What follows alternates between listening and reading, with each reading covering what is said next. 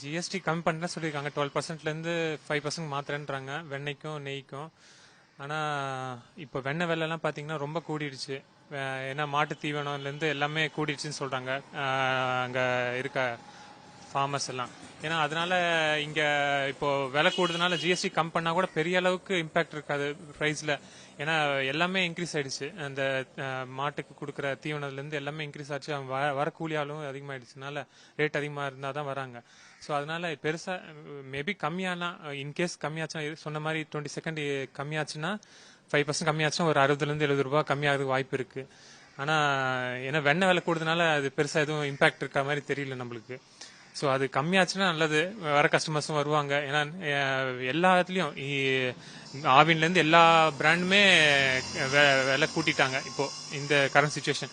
GST கம்மி பண்ணால் நம்மளுக்கு ரேட்டும் கம்மியாகிறதுக்கு வாய்ப்பு இருக்கு. இது இப்போ பார்த்தீங்கன்னா 880லேருந்து 950 வரையும் சேல்ஸ் போயிட்டு இருக்கு இப்போ எல்லா இடத்துலையும். இது தனியாக இந்த மாதிரி நம்மளே வெண்ணெய் வாங்கி காய்ச்சறது இல்லை. பிரைவேட்னா இன்னும் கம்மியாக தான் கொடுக்குறாங்க. ஏன்னா அவங்க காம்படிஷனால கம்மியாக தான் கொடுக்குறாங்க. அது எப்படி பண்ணுறாங்கன்னு தெரியல, கட்டுப்படி ஆகுமான்னு தெரியல. மேஜராக நம்ம பண்ணுறது பார்த்தீங்கன்னா 850லேருந்து 950 வரையும் போகுது ரேட்டு.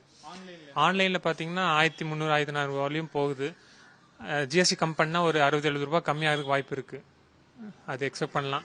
ஆனால் வெண்ணெய் விலை கூடுறதுனால எதுவும் சொல்கிற மாதிரி இல்லை. கண்டிப்பாக இந்த 22 அன்னைக்கு ரேட் ரிவைஸ் பண்ணால், ஜிஎஸ்டி ரிவைஸ் பண்ணால் அதுக்கேற்ற மாதிரி பார்க்கலாம் சார். மெயினாக போட்டிருக்கு. அது கிட்டத்தட்ட 100 ரூபானா 50 ரூபா வரையும் கம்மியாகிறதுக்கு வாய்ப்பு இருக்குது. ஏன்னா 12%ன்றது அதிக அமௌண்ட்டு. இப்போ 5%னா கொஞ்சம் கஸ்டமர்ஸ் வரத்துக்கும் வாய்ப்பு அதிகமாக இருக்குது. கண்டிப்பாக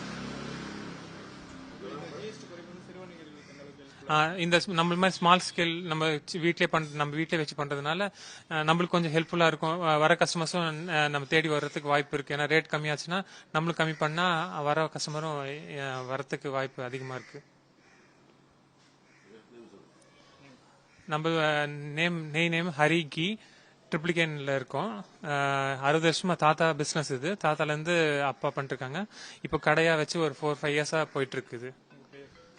என் பேர் பார்த்தசாரதி, அப்பா பேரு ஸ்ரீஹரி.